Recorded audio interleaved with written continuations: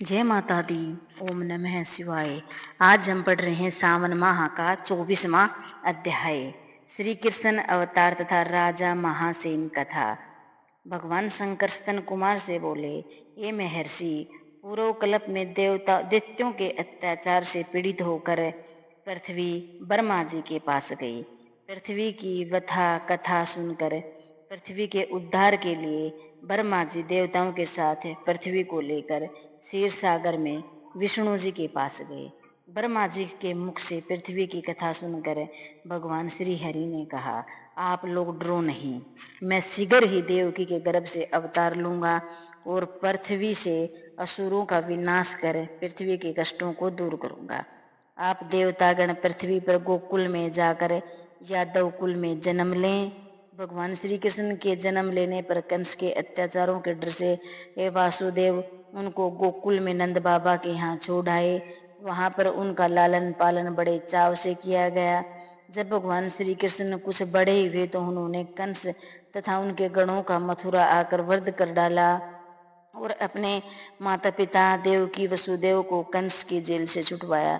मथुरा वासियों ने भगवान श्री कृष्ण से प्रार्थना की, हे शरणागत, हे वत्सल, हम आपको नमस्कार करते हैं, हमारी रक्षा करो।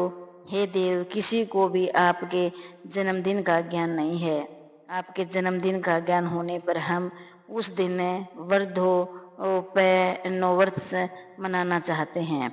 भगवान श्री कृष्ण ने उनकी भक्ति, श्रद्धा तथा आत्मीयता देखकर उनसे जन्म दिवस में होने वाले कार्यों को कहा। उन मथुरा वासियों ने भगवान श्री कृष्ण का कथन सुनकर उसी विधि से व्रत किया। भगवान ने उन लोगों को अनेक वर प्रदान किए। हे सतन कुमार, इस संबंध में मैं तुम्हें एक प्राचीन कथा सुनाता हूँ। अंग देश में मित्रजित नाम का एक राजा था। उसके पुत्र का नाम महासेन था। वह अत्यंत साधु स्वभाव वाला राजा था। वह प्रजा की अपनों प्राणों से भी अधिक रक्षा करता था। प्रजा भी उस पर अपने प्राण छिड़कती थी, परंतु वह अचानक पाखंडियों के संपर्क में आ गया। जो राजा अपने प्रजा को प्राणों से अधिक चाहता हो, वहीं अब अधर्म के रास्ते पर चल पड़े। वहां वेद शास्त्र और पुराणों की निंदा करने लगा और वर्णाश्रम धर्म से द्वेष करने लगा। हे तात, इस प्रकार बहुत समय व्यतीत होने पर उसकी मृत्यु हो गई।